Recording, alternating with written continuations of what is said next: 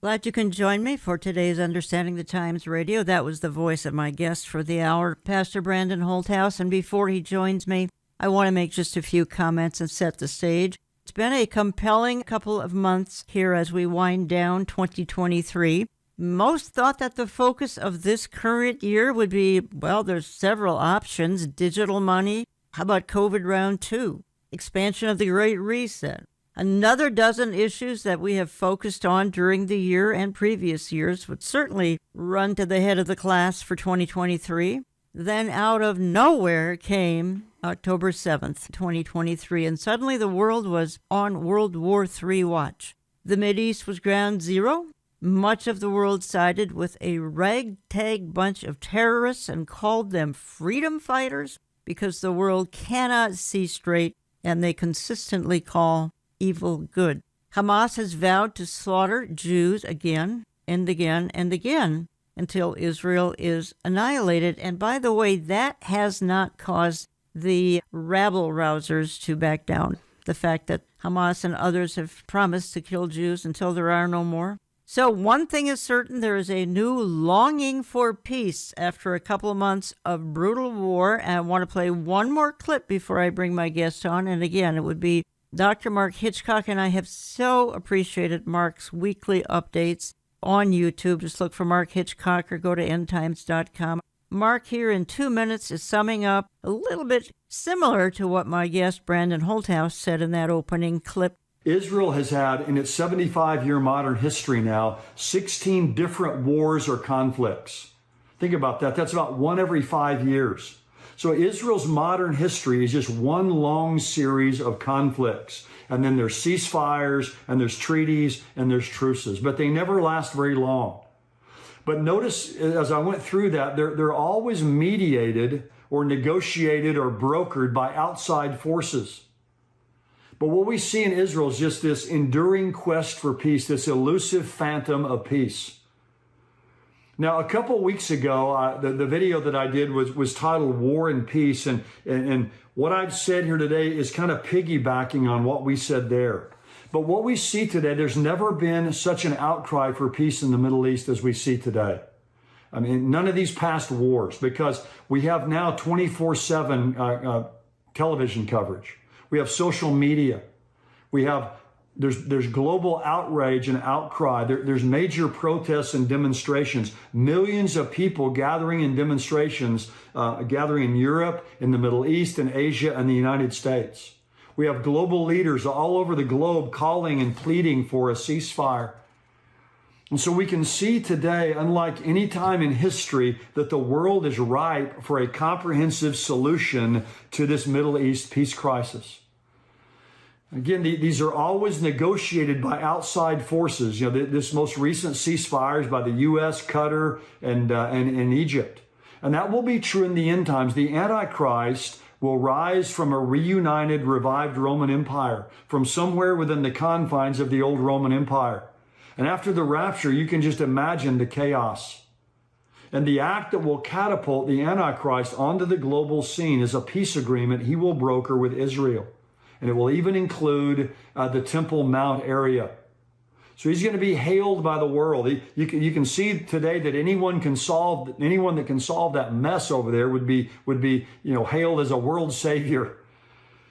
And so the world stage is set for his arrival, especially this condition in Israel, and just the global outcry and outrage we've seen over this. And all that remains is for the rapture to take place. And the rapture can happen at any moment, and we need to live in light of that day. Joining me to discuss some of the prominent issues of this current year, Pastor Brandon Holthouse, Rock Harbor Church in Bakersfield, California. And in November, he presented and I watched it, a moving conference called The Truth About Israel. We'll talk about that and a lot more this hour. And he's raised, I believe, almost $200,000 for the needs in Israel, and he's just back from there. Welcome, Brandon.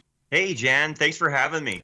Before we get going, I want to ask you a question. I asked Mark Hitchcock this question. This would have been 5-6 weeks ago on air. Could this whole Israel controversy, and it is a controversy, could it be the next big divider in our church? Because churches have lined up in a couple of categories. Very tuned in, praying, keeping people informed, versus those that are choosing to ignore the ordeal of the last 2 months, and thus my questions, which I posed to Mark and now to you, could this be the present church divide? Absolutely. It's interesting you say that because back last summer, I was with Billy and Tom in Mexico. We're doing a conference together.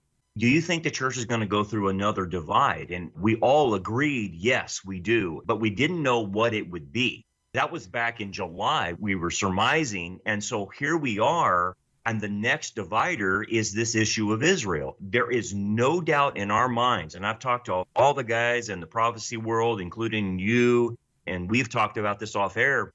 There is no doubt this has become another dividing line in the church. We're seeing things in the church be revealed that we never thought we would see. A deep-rooted anti-Semitism. We expect that from the replacement theology types. But then what really surprised a lot of us is in our own camp, the pre-trib, pre-millennial camp, we started seeing that come out in those people as well. There's no doubt this is another dividing line, and this is a thing we don't return back from.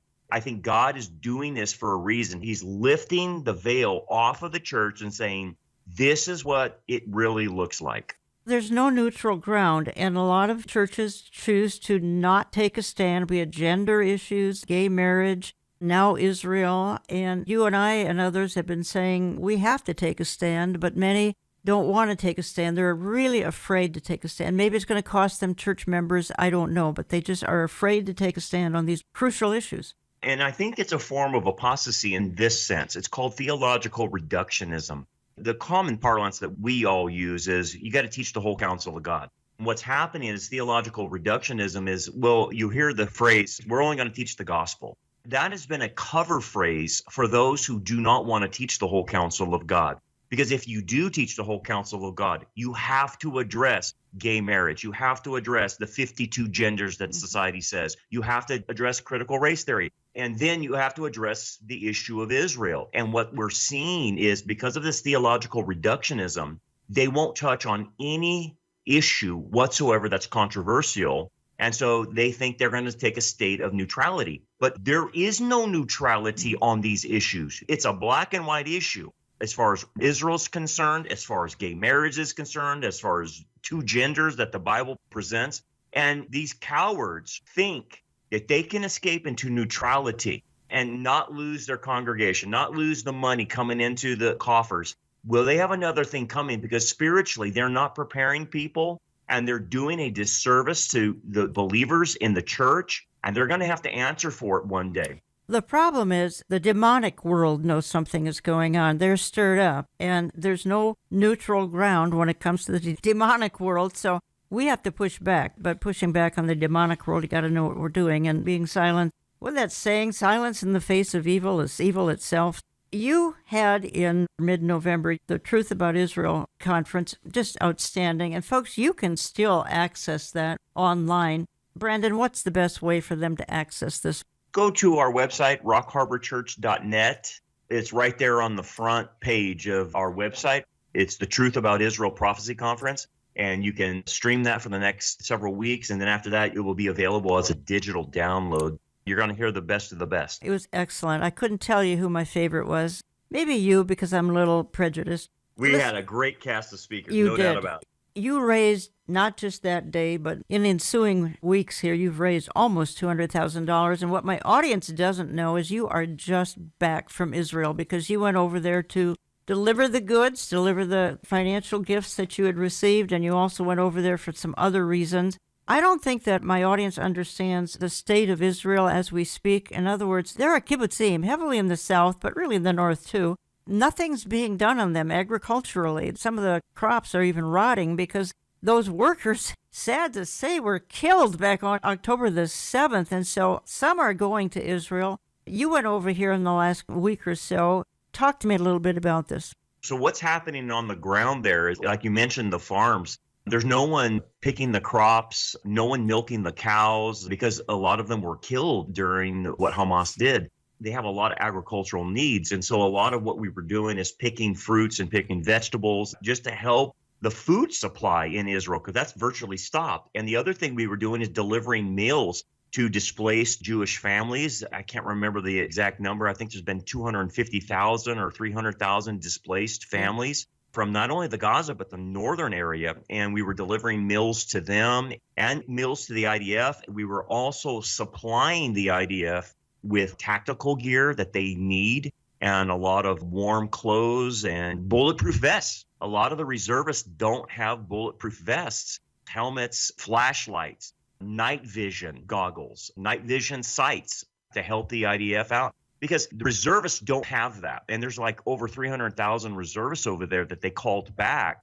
They have enough for their active military, but they didn't have enough for the reservists. That's what we spent a week doing, is helping these guys. We raised that money, and for example, we bought a whole unit of 160 IDF soldiers rain jackets, because it's raining now, it's cold, and they're out there in the weather. And so we were able to purchase that and get that delivered to that troop that needed it. As we did that, it's opening spiritual doors to the IDF and to the displaced Jews, because they cannot figure out, why does all the world hate us, but you particular Christians actually came over here and are supplying us with food, supplying us with clothing, supplying us with IDF needs. Why do you do that? The great thing is we've been able to witness to that. And you were in cooperation with some Messianic believers. Help us understand that. We're in touch with two organizations that we're working with in Israel. One is Merkatz Netiva, and they're a nonprofit organization. They're a Messianic organization.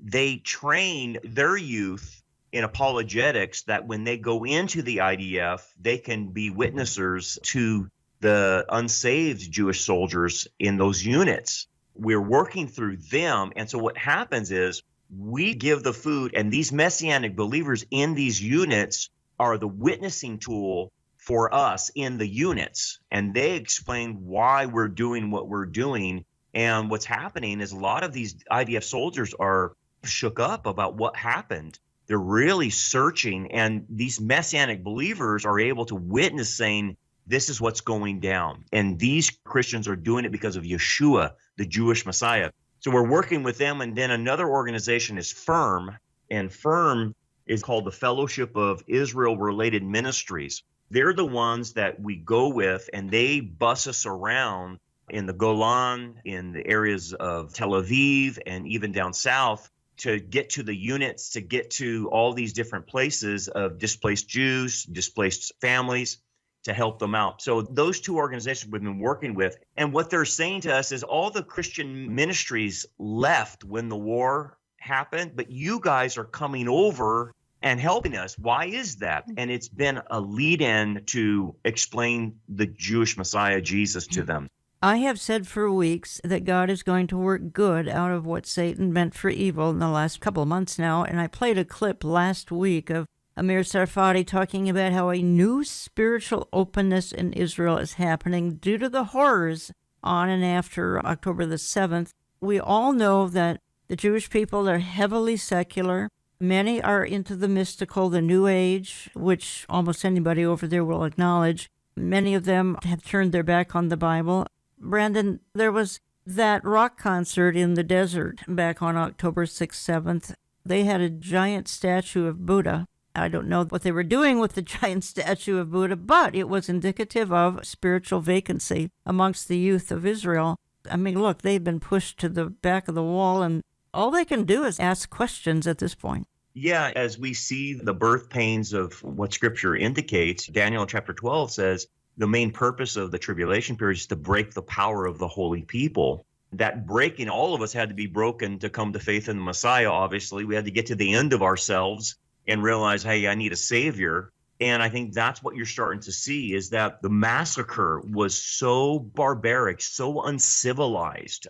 Everyone probably knows how graphic it was, but it has shocked them, many of them, saying, how can people act this evil? But what that does, it's allowed them to see, yes, this is not human. It is demonic. It is satanic. And it has allowed us to be able to witness to them saying, yes, you're right. There is something spiritual going on that's bigger than just humans. And it's led the way of us working through these Messianic believers of saying, do you want to know why Satan has it in for you? He wants to destroy you so that you will not be saved, so that God will not make good on his promises to you.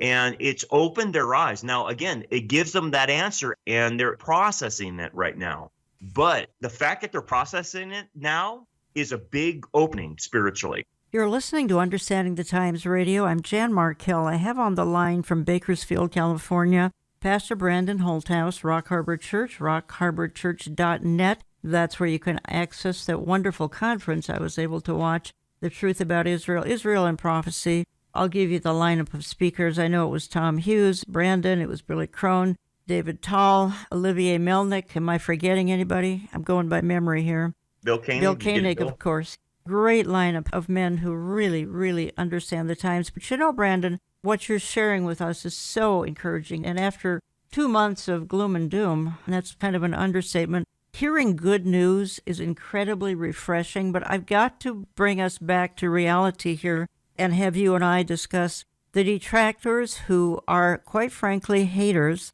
And in some cases, they're haters in the name of Jesus.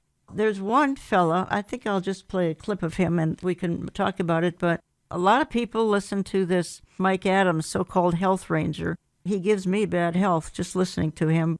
Israel now tells us that after destroying northern Gaza, they now have to go destroy and bomb southern Gaza. And they're saying that that's because, well, some Hamas escaped from the north and they made it to the south. So now they have to just bomb the south into rubble. Look, this is a demolition, pillage, and a land seizure campaign by Israel. That's all this is. They're bombing and bulldozing Gaza in order to push out the Palestinians and steal the land and take control over the natural gas resources and oil resources and take the land. That's all this is.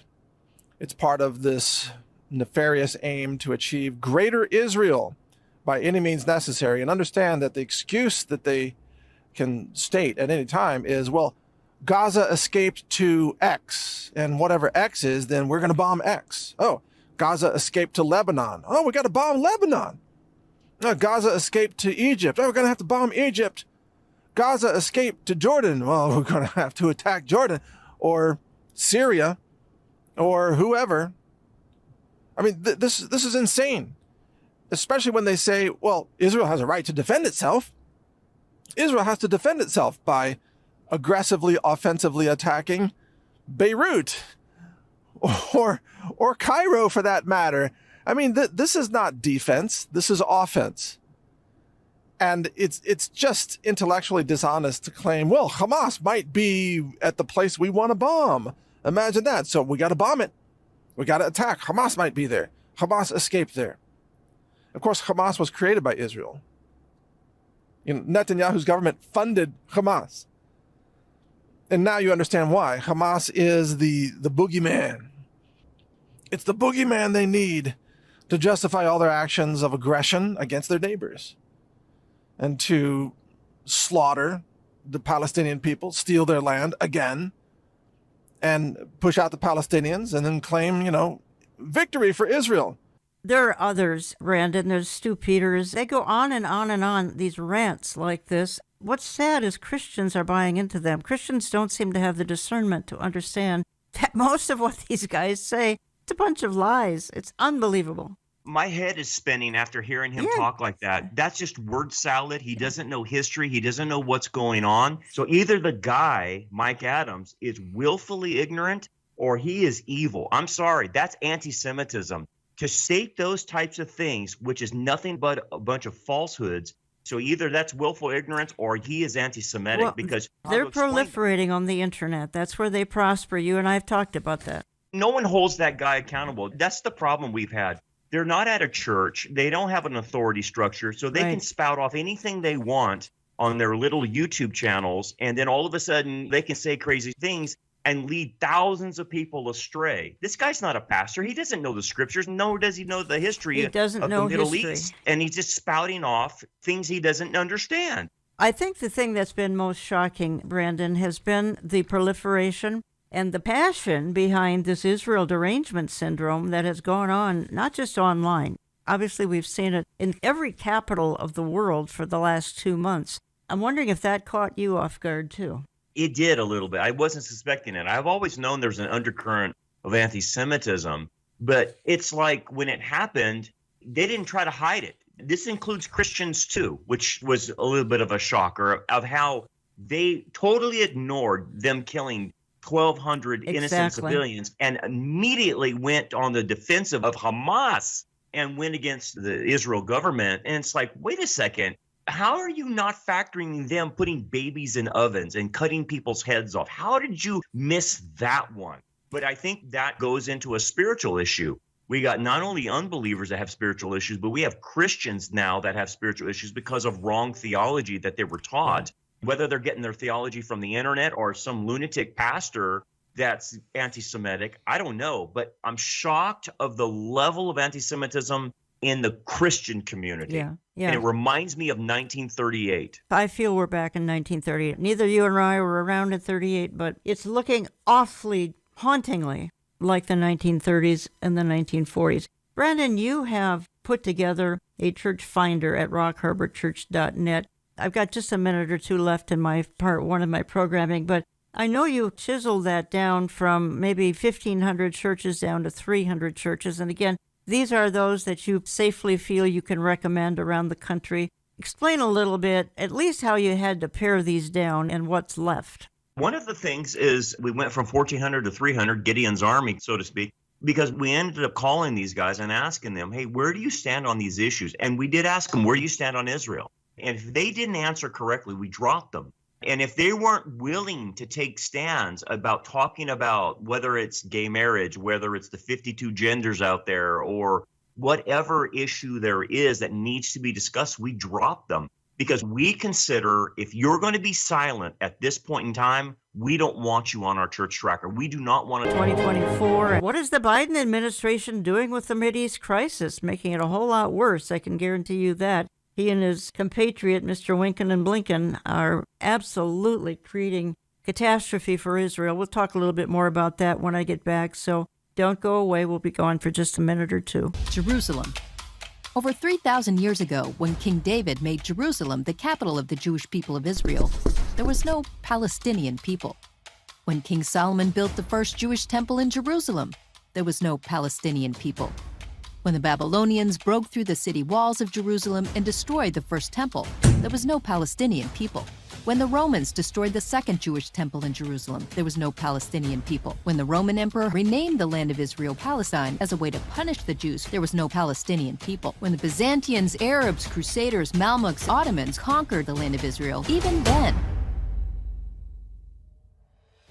After World War I, when the Allied powers divided the territories formerly controlled by the Ottoman Empire and recognized the right of the Jews to their homeland and gave the Arabs the rest of the land in the Middle East, there was no Palestinian people.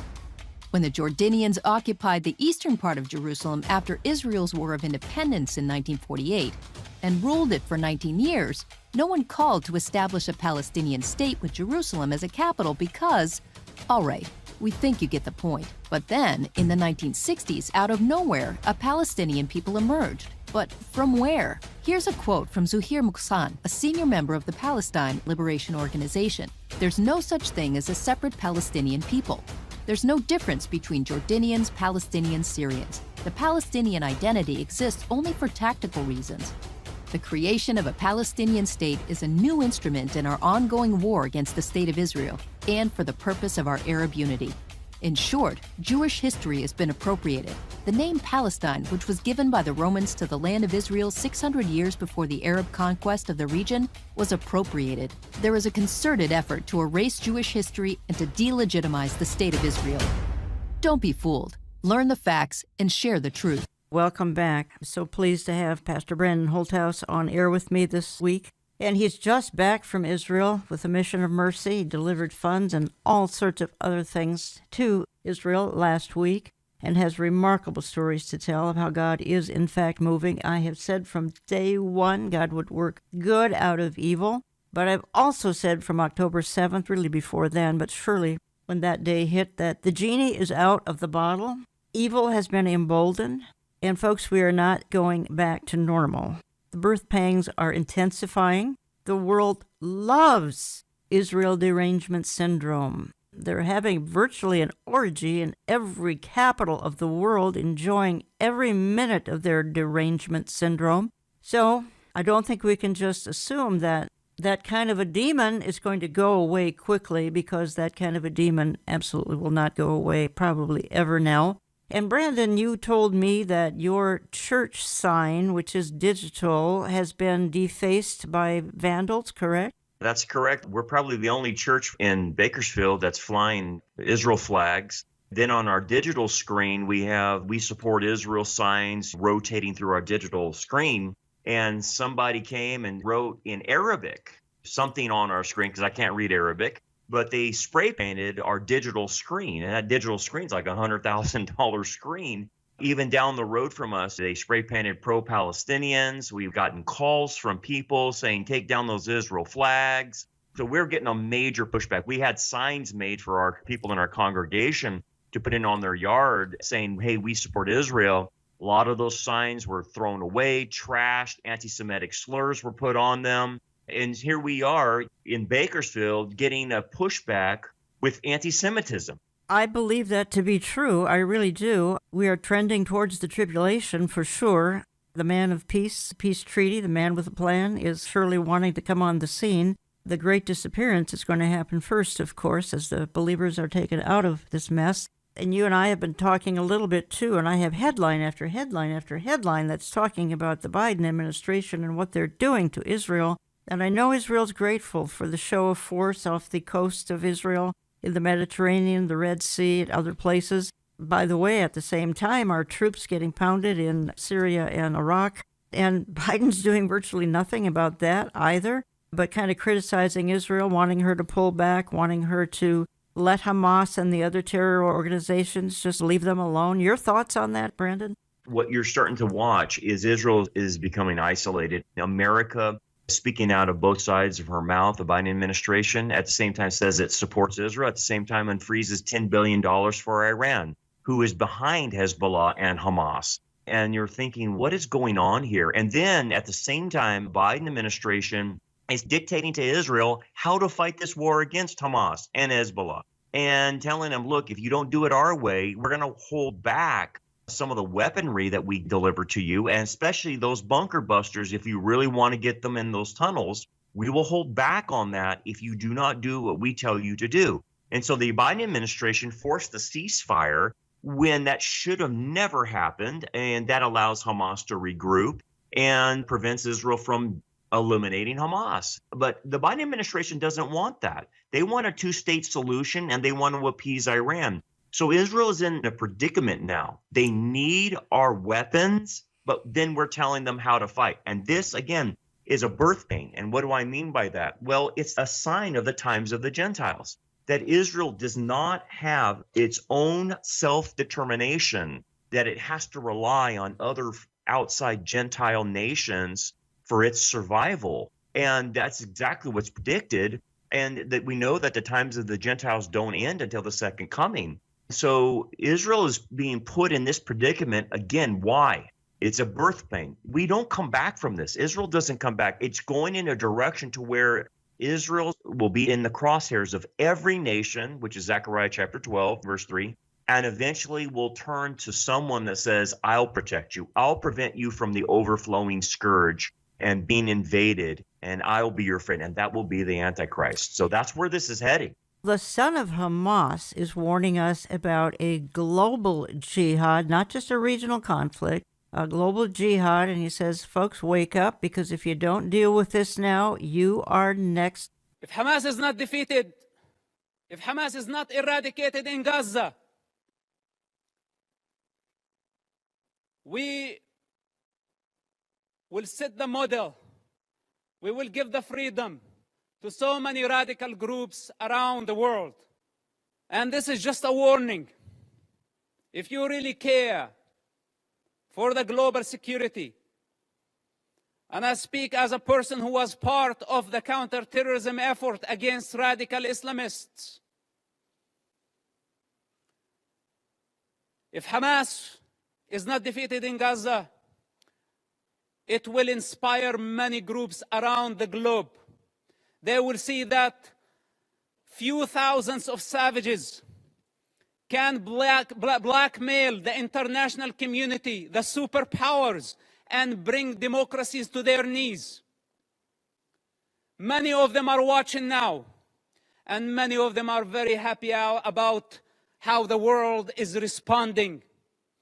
And many of them are satisfied to see the state of confusion and fear and anxiety. This is the time to get united.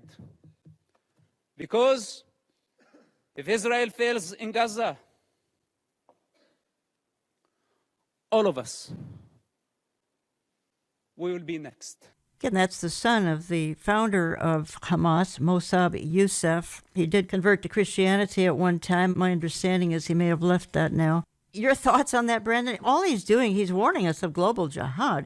Look, you're next. Let Israel do its work for you. And how many times have we heard with Iran saying that Israel's the small Satan and the United States is the big Satan? We've heard that on infinitum. And I think what's going on is a naivety towards Islam. We have been hoodwinked by the radical left saying that this is a religion of peace. It's not, because everywhere we see this religion spread, it takes over in a very hostile way, bringing in Sharia law, violation of human rights all over the planet. The number one persecutor of Christians in the world is Islam. And it's the number one persecutor of Israel as well, because Islam, in its doctrine, holds that it will eliminate the Saturday people and then the Sunday people next. So what's happened is this naivety. Look at immigration in Europe. Islam has taken over London. It's taken over Paris. It's taken over all these different European countries that are now Islamic. London is called Londanistan. I was in Germany recently with Tom Hughes and Billy Crone and Ken right there on your staff. I was in Frankfurt, Germany. I got out of the railway and into the middle of Frankfurt, and all I saw was hijabs and Muslims. I didn't see German people. I thought to myself, what happened? Well, it's called the Great Replacement, what happened in Europe. And what's happening in America is the same thing. We had unvetted people coming in, establishing enclaves and Muslim Sharia law places, and they're virtually taken over. Also, we knew back in the Obama administration that the Muslim Brotherhood had infiltrated into all the way to Obama. And now they're still with us. They're still pro-Hamas sympathizers in Washington, in the Biden administration. Phil Haney uncovered this. Yeah. Jan, Phil Haney was a good friend of mine. He was going to write a book and uncover all of this, and he got murdered for it. You and I had lunch with him a couple of weeks before that happened. Yes, and he was going to reveal this. And so this threat of Islam and a global caliphate is a legitimate threat that I think since 9/11, we've been naive to this. Well, I think the key might be appease. We can appease them. Israel thought that she could appease her neighbors in Gaza and other places. And I am concerned that she thinks she may be appeasing them in Judea and Samaria as well, the West Bank. And that's going to turn out to be another worst-case scenario here. I pray that I'm wrong, but when you think you can make peace with barbarians, you pay a terrible price. Jan, just my insiders on the ground in Israel that I talked to, that part of the IDF, what they're saying is the policies towards the Palestinians and Hamas and Islamic Jihad and all the rest of them have been one of, if we just treat them nice, they'll treat us nice. If we give them work visas and allow them to work in Israel, then that will increase their economics and they won't have the desire to kill us. And it's like, no, you don't understand the fundamental nature of man who is sinful, number one. And then with an Islamic religion that fuels the fire of that, you can't appease evil. Then you have a recipe for disaster. And that's exactly what they were telling me on the ground of the security failure that happened when Hamas attacked. They said it was because of our government's policies towards Hamas, towards the Palestinians, towards Islamic Jihad. To think that we can appease them and then they will act in good faith is crazy. Here's how they do act. This is a clip. Now, the media and others, even some in Congress, have now seen the 45-minute video of the atrocities. This is a couple-minute clip here of those responding to it. I'll never be the same person again after watching what actually took place over there. The brutality, the inhumanity, not treating people like they're humans. My mother is a Holocaust survivor, and I don't wish her to watch this movie. I was in Israel for a few weeks. I visited some of the sites, the families, to see that the footage, raw footage, in one reel, it's a stab in the heart 1,000 times. There are people that say that didn't happen. I wish the people who said it didn't happen can watch what took place. You can't make the stuff up that we just saw. It's the most inhumane, brutal thing I've ever seen literally in my entire life, and I ever will see in my entire life. I think it's ridiculous. I think it's cruel. It's surreal that people can be so disconnected from what's going on, because what we've seen here today is Holocaust number 2. There's a repeating of the ISIS. It's a repeating of Hitler time. And every person that was here, hopefully, will be the angel to make the difference and to wipe Hamas from the earth. And United Nations and the head of the UN better wake up and wake up now, because he's not a diplomat, he's a politician. We're in the halls of the United Nations. I feel like we're in the halls of the silent nations. The leaders of the world, the conscience of the world needs to wake up. This cannot be the silent nations. It needs to be the nations with moral clarity that call out this darkness and eradicate evil. We need to bring light to this world. And bring light to the world, and that's why they're releasing the video in very short little doses. Yeah, I mean, everyone keeps asking me, what's the best way to describe the type of footage that we saw? In American culture, probably international culture, you see the kids, and they always are having their phone out to post on Instagram, TikTok, their daily life, or if they're on a jet, they're on the beach and all that. Replace that with killing. That was Hamas. This was their prized possession. They wanted to show the whole world. They wanted to show their families. So as they did their brutal acts, they were celebrating. There were smiles on their faces, all young men too. They looked no more than 18 or 19, and they're happy about it. They're calling their parents about it. Jesus Christ is the light of the world. They don't know, but that's really who they are wishing would come and put some salve on top of the wounds. Any thoughts, Brandon Holthouse? We talk about the silence of the United Nations and all the nations around us, and even a certain group of populists in our colleges and universities. When you lose your moral anchor, when you do not have a Judeo-Christian ethics and morality in your heart, you cannot spot evil anymore, and you cannot even call it out anymore. That's what's going on with our world. Is this was heinous, this was demonic, as brutal as you could possibly imagine. And they're silent. They can't condemn it. Rashida Tlaib can't condemn it. So that shows me that person has no moral anchor. And that's been the big problem globally, is Satan has convinced people to depart from the Judeo-Christian ethic and turn into a relativist and have no moral absolutes whatsoever. And when you do that, you can't spot evil. Yes, I totally agree. Here's more of a bright spot, so that we can wind down our discussion a little more optimistically here. I have a headline in front of me. By the way, I'm talking to Pastor Brandon Holthouse, rockharborchurch.net. If you want to dialogue with him about anything, he's just back from Israel. He took a gift of money over there, over $200,000, and much-needed equipment for some of the IDF soldiers. Been on a mission of mercy in Israel for the last week, and I'm just so grateful. I'm almost breaking down in tears. Article I have in front of me, headline, Dear Diaspora Jews, It's Over. I can't read it, but I can read a paragraph. The past month has reinforced my belief that there is one place we're meant to be, and it isn't New York, Buenos Aires, or London. And then the author writes, and I believe this was in the Jerusalem Post, he says, generation after generation, Jews were expelled from their homes, shoved into ghettos, and murdered at will. Nothing our ancestors did could change that. Jewish communities today need to come to the same realization. This is not and never has been a question of allyship or education. Anti-Semitism is not an enemy you can defeat with well-funded and cleverly planned campaigns. The game is up. It's over. And then he goes on to conclude, for some, moving to Israel now might feel like giving up. I can understand why. He goes on to encourage what must happen now. He says moving to Israel is not giving up. It is an embrace of the Jewish identity. and unapologetically declare that as Jews we are choosing to direct our energy towards helping our ancestral homeland. Point of the article, Brandon, is Jews ran to the Western world a long time ago. Again, New York, Buenos Aires, London, all sorts of Western capitals. They're waking up and realizing it's not safe anywhere. It might be better that we go back to a location where they may be cutting heads off, but it's really safer there than in the diaspora. And that is a part of Bible prophecy. And why don't we explain how? It's sad, but you're right. It's a part of Bible prophecy that God is going to call Israel back home.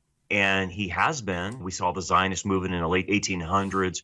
But why? So if you look at the history of the Zionist movement of going back into the land of Israel, especially from Europe and Russia, it was because of anti-Semitism, where you had in France the Dreyfus Affair, which showed the Jews living in Europe, these people are making things up because of anti-Semitism. And that started the movement saying that the only safe place that we can be is in our own land, and creating a state of Israel. And then through Nazi Germany and then the Great Replacement with Islam moving into Europe, many of the Jews have left Europe to go back to Israel. Now, the one thing remains. Almost half of the population lives in the United States. Well, if the prophets predict that Israel is going to come back into the land, how is he going to get the Jews living in America back into the land? Because we haven't seen those kinds of levels of anti-Semitism. Well, I think after October 7th, that it was revealed what's really happening in America. And I have a pretty good hunch that God's going to bring back the Jews from America the same way. He's going to allow the cover to be lifted about anti-Semitism, and the safest place will be for the Jews is back in Israel. In spite of tragedies like we have witnessed here in the last few months, that's still the safest place. Little by little, they're coming to that realization. You're listening to Understanding the Times Radio. Jan Markell talking to Pastor Brandon Holthouse, rockharborchurch.net. Brandon, I'm going back to your conference. You had that on November the 18th, The Truth About Israel, and so many outstanding speakers, including yourself. And I open part 2 of my programming here with a little clip about the history of the Palestinian people. It's pretty short. It began in the 1960s, but you gave a summary of that at your conference, the history of the Palestinian people. And I'm down here to a few minutes. I'd like you, if you could, to condense it and explain how this came about, because Israel, right before she was a nation, her newspaper was the Palestine Post. The symphony was the Palestine Symphony Orchestra, but it was all Jews. So it's really confusing for people. There is no such thing as a Palestinian people. They're Arabs.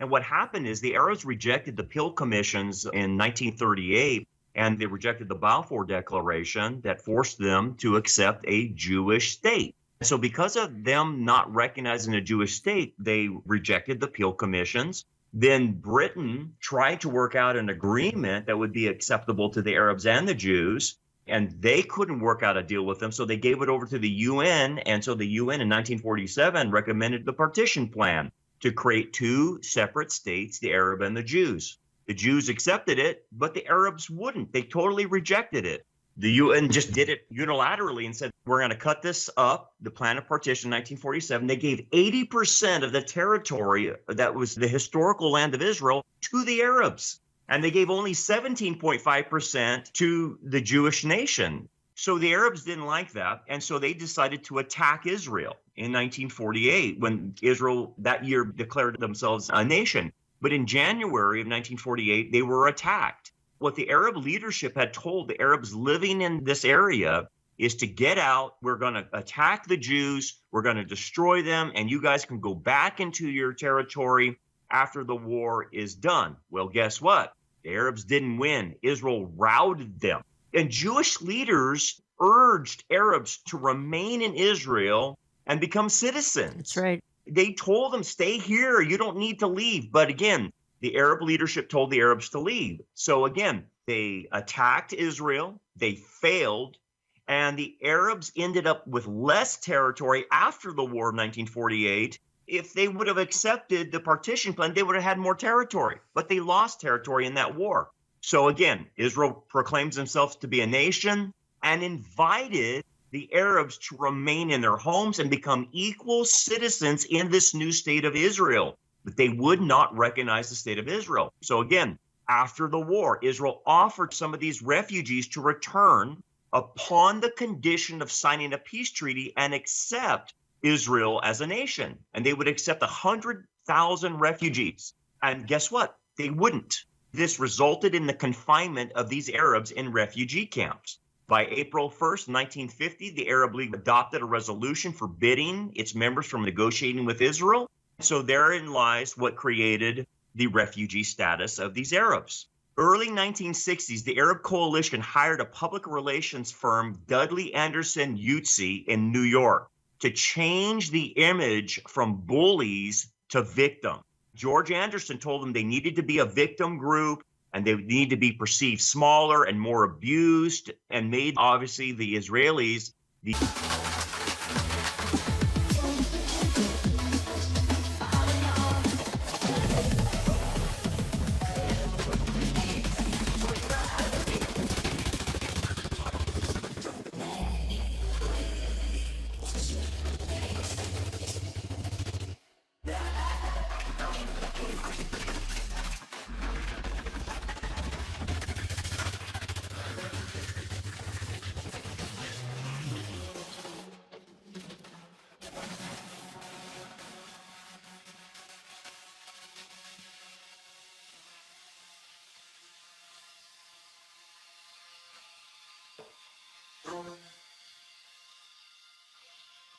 Have we ever